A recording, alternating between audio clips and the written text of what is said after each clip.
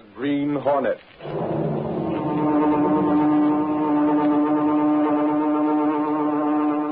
He hunts the biggest of all game, public enemies that even the G-men cannot reach. The Green Hornet.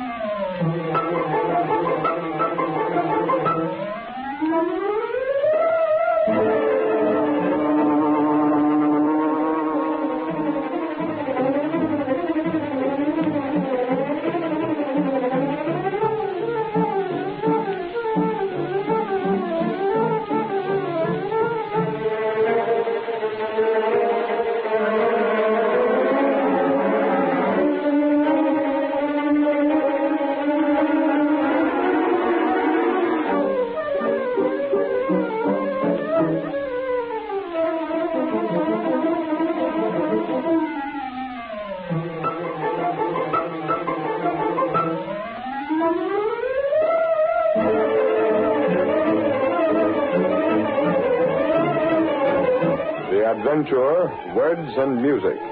The events and characters depicted in this drama are fictitious.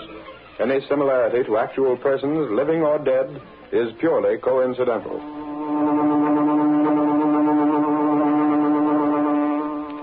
Let successful radio, talkie, and recording artists show you the glamorous road to fame and fortune. Write the words and music for a song hit. Let the 3 J's, Joe, Jack, and Jim, do the rest. We publish and distribute.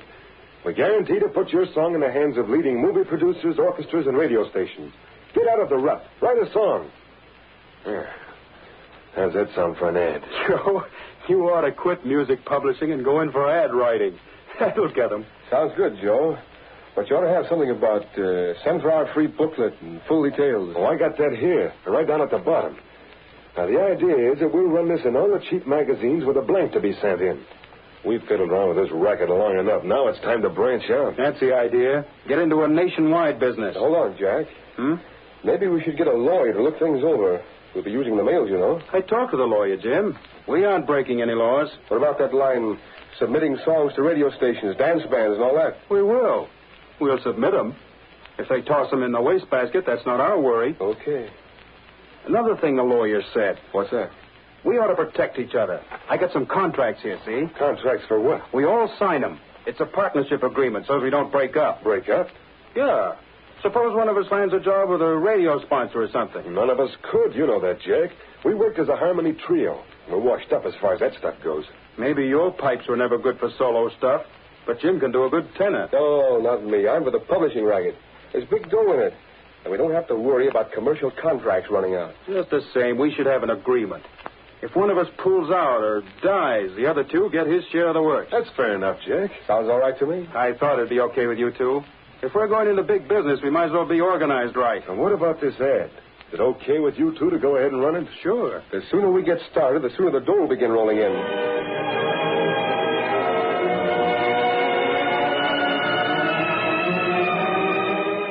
The advertising for the 3 J's was widely circulated throughout the country. And a few weeks later, cash came pouring into the publisher's office with every mail delivery. Hundreds of hopeful young people awaited the verdict of the racketeer trio, just as Waldo Fielding did. Any mail for me today, Mother? Yes, Waldo. There's a letter from that song publisher. Where is it? Gee, I can hardly wait to hear what they say about my poem. Wouldn't it be swell if they put music to it and publish? There's the letter, Waldo. Gosh, if I could just get the start. Why, look at what some people make out of songs. I heard that sometimes a guy makes as much as... Ma! What is it, Waldo? They'll accept my poem. They will? Yeah, they like it. They'll have one of their best men write the tune, and then they'll publish it and see that it goes to all the radio stations and the movie studios and the dance bands. Oh, boy, I knew I could do it. But, Waldo, won't they expect a lot of money for doing all that? No. They say here that they'll take the chance on royalties. If I don't make anything, they won't make anything either. All I have to do is pay for the copyright, and the printing cost and mailing. But how much is that? Well, I suppose it'll seem like a lot to you, Mom. It's about $50. $50? But that's not much, really. Why, I'll bet a lawyer would charge almost that much just to get the copyright for me. And it might bring me in as much as $500,000. But, Waldo, $50, we haven't got that. Well, I'll get it. I'll sell my camera, and I can get something for my banjo. The chances are that Steve will pay a little for my shotgun. I'll get the money. Don't you worry about it, Ma. You just wait. I'll be rich one of these days. I'm going to start on another song poem right away.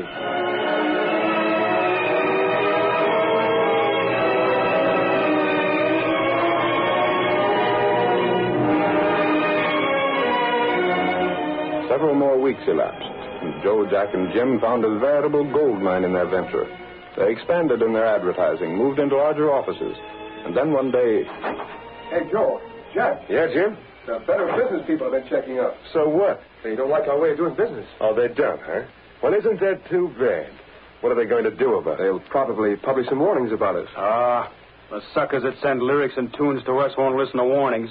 They're so convinced that their stuff is good, they'll believe whatever they want to believe. That's the psychology of this business. I'm just passing on what that bird from the Business Bureau told me. He claimed we're running a racket. It isn't a racket at all.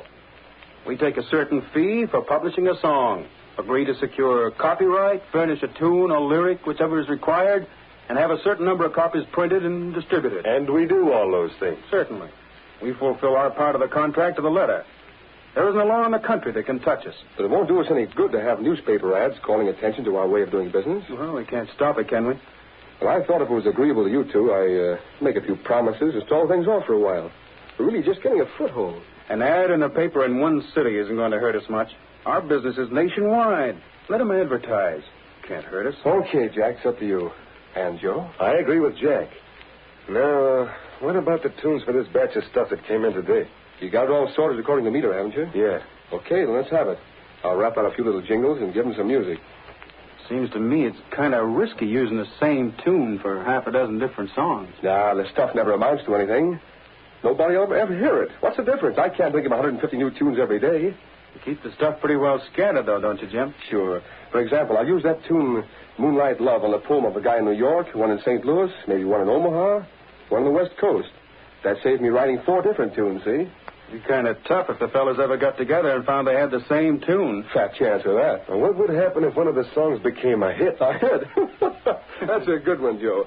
How can any of this stuff ever be a hit? We'll see to it that it isn't. I wanted to speak to you. We're in conference. What do you want here? My name is Fielding. Waldo Fielding. I sent you a song a few weeks ago. Remember the name? Sorry, Feeling. We're in conference now. We can't be disturbed. I've been trying for 4 days to see you. I spent all my money. What do you want to see us about, kid? My song. Did you get your copies of it? Yes, sir, but I wondered if there hadn't been some sales made. Where are you from? Simmons Corners. Well, what are you doing here in the big city? Well, I thought my song would be selling, so I came here. I thought I might be able to do better if I was working closer with you.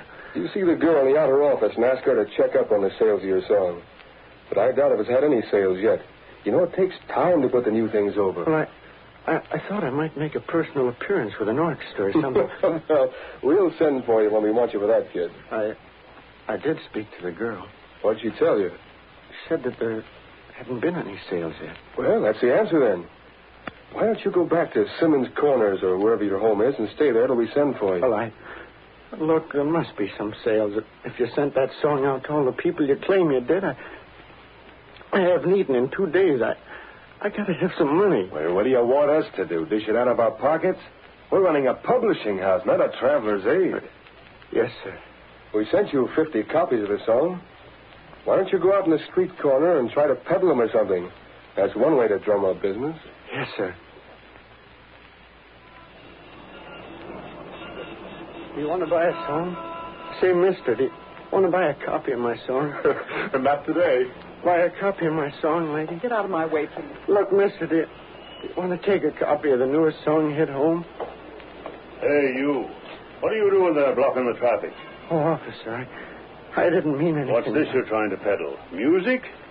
Yes, sir. I'm trying to sell a song. Maybe you'd better find out something about the laws of this town. You can't stand on street corners interfering with pedestrians, peddling music. Got a license? License? No, sir, I haven't. You'd better come down to the station house with me, I guess. No. No, please. I didn't know. Come on, kid. You can't get away with this sort of thing. Hey, suffering catfish, the kid's passed out. What have you got there, Doyle? Lowry, why is it that you're every place I am? I learned when I first started in as reporter for the Sentinel, Doyle, that if I keep close enough to you, I see things happen. Yeah, what's the matter with the kid? You crown him with your nightstick? No. I just started to take him in for peddling music on the street, and he passed out cold on me. The kid looks half starved. He does at that. How long is it since he's eaten? I don't know. Here, Lowry, stay with him till I call the wagon. Yeah, maybe I'll get a story here. This looks like human interest stuff.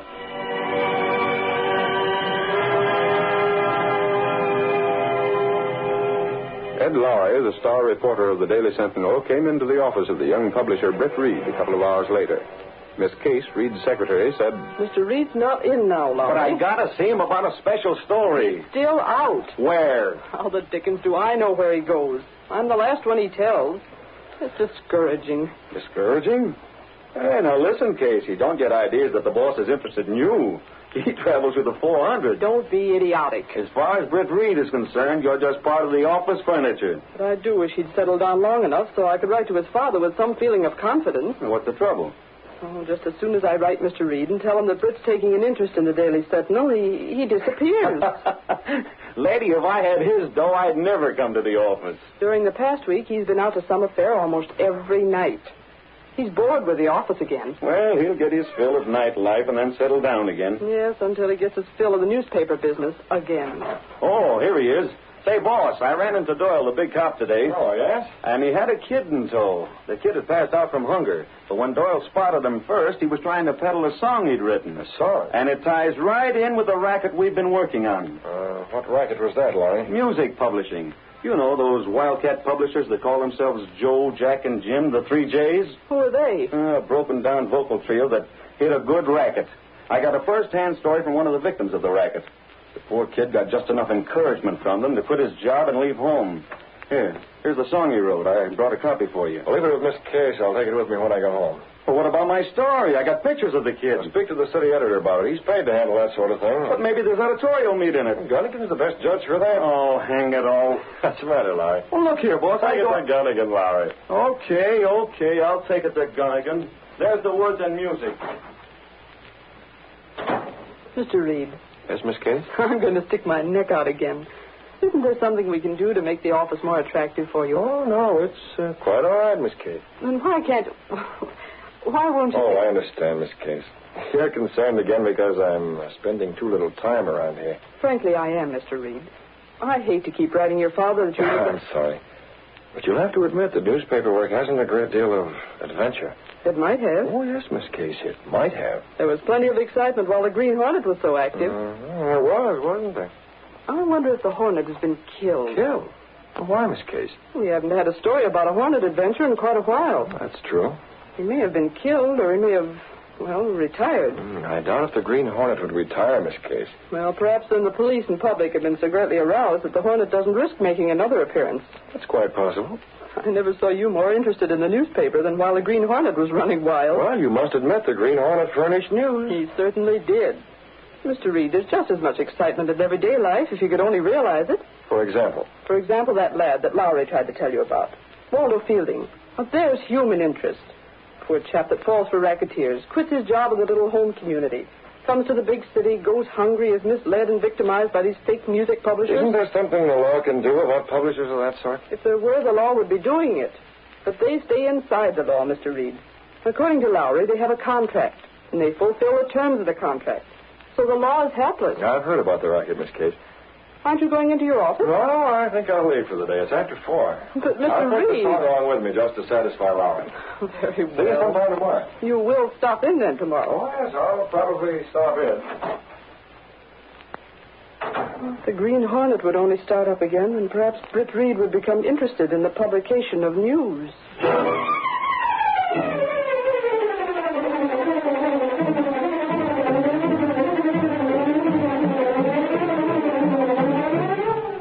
The curtain curtain falls on the first act of our Green Hornet adventure. Before the next exciting scenes, please permit us to pause for just a few moments.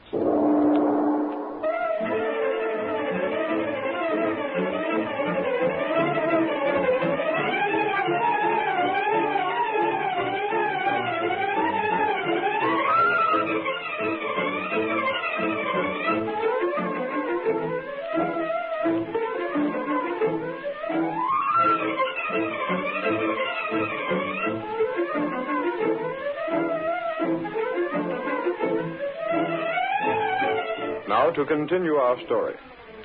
Britt Reed went directly from his office to his apartment. He was uneasy and restless, and only Cato, his faithful valet, realized the real cause of the uneasiness. You're right, Cato. I do feel handcuffed, hampered, tied down. If there only some way the Hornet could get at this music publishing racket, I'd go out. But the risk, Mr. Brett. Risk be confounded. There's a risk in anything, Cato. Yes, Mr. Brett. I can't find any way it can be broken up. Not even if we do use the role of the Green Hornet to get at them. Is it big? It's nationwide. Those three crooks, Joe, Jack, and Jim, have thousands of people all over the country sending money to them. Money that won't bring a thing except false encouragement and heartbreak. Yes, sir. Yeah, look at tonight's Sentinel. Look at that warning from the Better Business Bureau. They wanted to buy a few inches. I gave them a quarter of a page. But do you think that'll stop people from being made victims? Not on your life. I even ran one of the songs, a typical song, copyrighted and published by Joe, Jack, and Jim, to show the stuff they called good.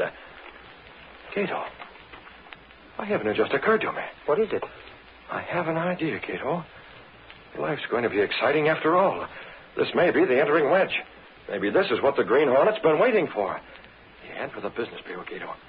It shows a typical song published by that firm of Joe, Jack, and Jim. Yes, Mr. And the music for this is the same tune that was used by that young chap Lowry brought in a story about. It is. It definitely is. I don't know a great deal about music, but I do know that much. Do I have an engagement for tonight? May I call, Mr. Brett? Cancel it then.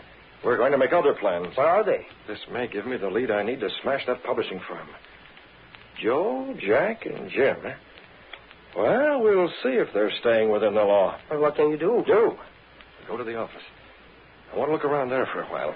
And if my suspicions are correct, we'll hold a meeting of the firm. The firm? Joe, Jack, and Jim. Come on. We're taking out the Black Beauty.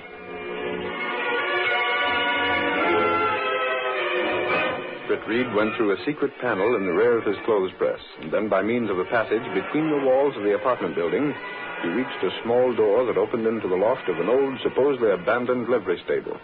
It was here, unknown to everyone, that the sleek black car of the Green Hornet was housed. Is the car ready, Cato? Yes, sir. All right, get in. Mask? Here, in compartment. Gas weapon? Here. Good enough. I want to telephone Joe, Jack, and Jim, but I can do that from their own office later on this evening. Yes, sir. Now, let's get going.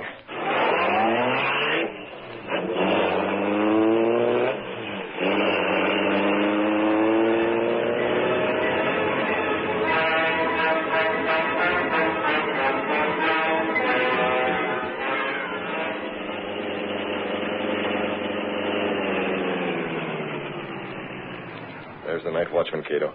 Standing at the entrance to the building. Yes, sir. You take the car onto the rear. I'll handle him.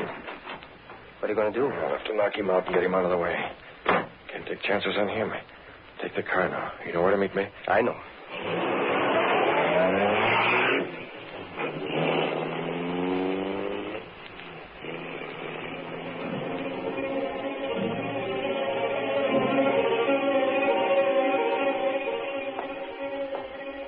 Hat brim pulled low over his eyes, almost hiding the mask, the Green Hornet approached the entrance of the office building where a man stood smoking a pipe. Offices are all closed now, mister. I don't want to hurt you. What have you done, Hornet? That'll hold you for an hour. If I need more time, I'll give you some more gas.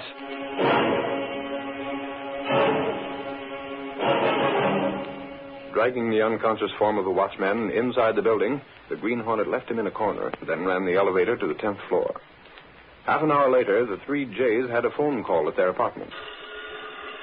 I suppose that's just another one of these would-be writers calling for information on his song hit. Answer, Jack. Hello? I wish we'd given that Fielding kid a little dough. Oh, stop harping about him, Jim. But passing out in the street like he did, hunger, that won't do us any good. Well, it won't hurt us any. Yeah? For the love of Pete, forget him. He just won. Yeah. He should have come to the city in the first place. Maybe you're right, Joe. That'll be swell. Who's he got on the phone? I don't know. Looks as if it's something pretty good. Yes, sir. Right away. Hey, fellas, we're set to really go places. Who was that? A publisher. Publisher? Magazine publisher. One of those cheap picture mags. He's in town for the evening and wants to talk to us about running a picture story of our business. Yeah? Hey, that would be swell publicity. Wouldn't it, though? That'll offset what the Sentinel has done. Won't offset it. It's a national magazine. When do you see him? Right away. He asked if I couldn't meet him in our office tonight. Tonight? Yeah, and let him see what sort of picture story could be run. Good, we'll go with you. Yeah, come on, let's start. This is the break of a lifetime.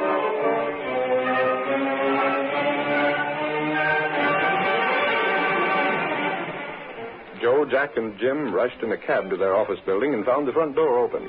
The watchman must be on the first floor. Yeah, that'll save us waiting for the elevator. Hey, Larry! Where are you? He isn't on the first floor. The elevator just coming down now. Shouldn't leave the front door open like that. Don't worry about it. Well, Larry, You're covered. what in place? Mask! The Green Hornet. One of you can run this elevator.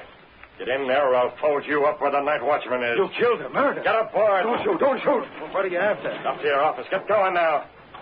Your 10th floor, you know. Stop waving that gun around. I'll stop by letting you have it at the first sign of any rough stuff. Take it. Oh, Jim. Let that warn you two. Oh, shot him in cold blood. Yeah. How do you like it? Leave him right where he is. You open that door and get to your office. What are you going to do? You'll find out. Step along there. There's a light there. I left it.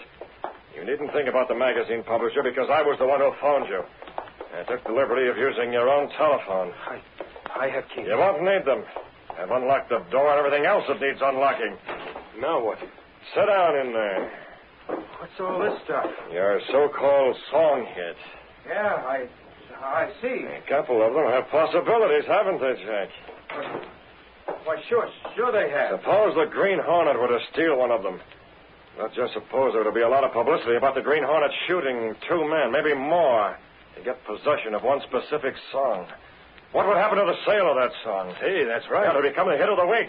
Every band would use it, every radio station would be featuring it on a song and bring thousands and thousands of dollars in royalties. Maybe we can make a deal. Before I finish talking to you crooks, you won't want that sort of thing to happen. What? Why not? Look here, Hornet. You two are going to be broke. You're going to be smashed to a finish. Broke? Smashed. I've already addressed a few envelopes, and I'll see that the rest are addressed. There they are. Take a look at them. I don't understand. You will. Take a look at those 3 sheets of music I've laid out for you. What about it? Who wrote that music? We did. What of it? And who secured copyrights? We did. Every one of these songs can be made into a hit tune with the right promotion. I think I can see that it gets that promotion. I've already explained how. Well, a hit is We what... can't afford a hit. Suppose, for example, this number becomes a hit. What do you suppose the authors of these other songs with the same music would do? They'd sue, wouldn't they? Yeah, they'd probably There were sue. probably a dozen other poets who've been given the same melody for their song. They'd all start lawsuits. You two'd be dragged through every court in the country. Your whole racketeering business would be laid out in the open. Can you stand having a sensational song hit? I don't know. You know you can't. That's why I came here. It was a mistake. That's it. It was a mistake. Mistake? The printers made a mistake. They got the words and music. That's too thin. I could go through your files and show you plenty of the same sort of mistakes. Sit down at that desk. What do you want? Money, lots of money. There's your checkbook. I have to notice your bank balance there. You can write a lot of checks. Checks? I said checks. For who? Make out the first to Harvey Dale, D-A-L-E. According to your records, he's paid in $150. That's the amount you'll send him. And who else? Start writing. I'll do it. Oh, no, we'll have Jack do it. He's the one whose signature makes those checks worth something. Go on now. Start writing. Now, you see here. Right. How far are you going? As far as your bank balance will allow. There's $200 to go to Mrs. Agnew, $100 to each of the people on this list, $75 to these people. And there's a list of those who'll get $50 each. I'll be broke. I can't afford all You can't that. afford not to pay up. You'll afford it a whole lot better than these people who contributed to your success. And there's another thing, Jack. Rob and steal. Shut up! I said there was another thing. We may have to overdraw your bank account considerably. I can't. You better convert some of the bonds you hold to cover the checks you make out tonight. I You might can't. even have to trade in some life insurance. If you don't cover those checks, you'll mighty soon find yourself not only in court, but eventually in jail. What would a jury made of people who read all about your racket in the magazines and newspapers give you? Take your choice, Rat. Go broke and stay free, or go broke and go to jail. And make out checks until you get the writer's cramp. And see that those checks clear the bank.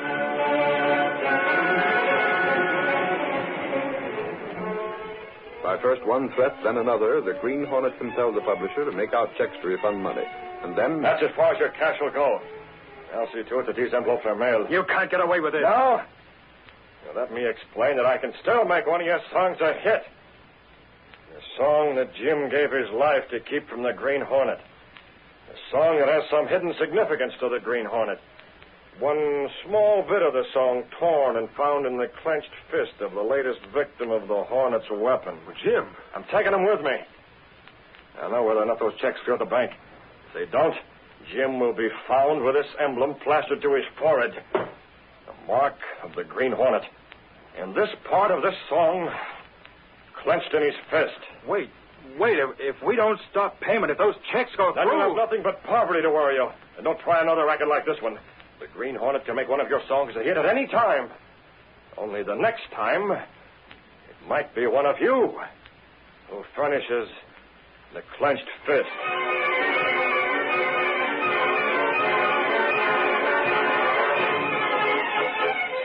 Leaving the two racketeers in their office, the Hornet took the elevator to the first floor, dragged the still unconscious man to the rear door of the building, and put him into the car. That'll do, Cato. What do we do with him? We'll have to keep him under cover until these checks clear the bank. And then, Cato, we can let him go.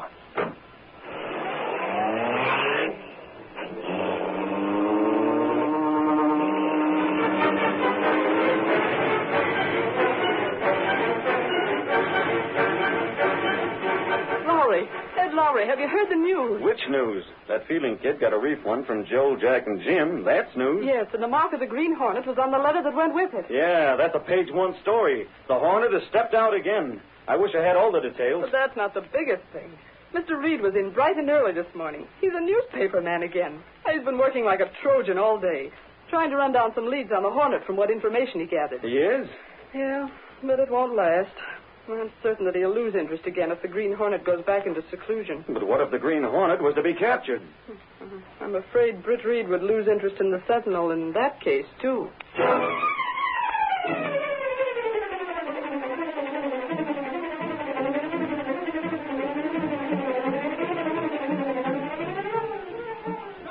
Pepper! Green Hornet mails check! Exclusive Green Hornet story! Green Hornet Sunrise!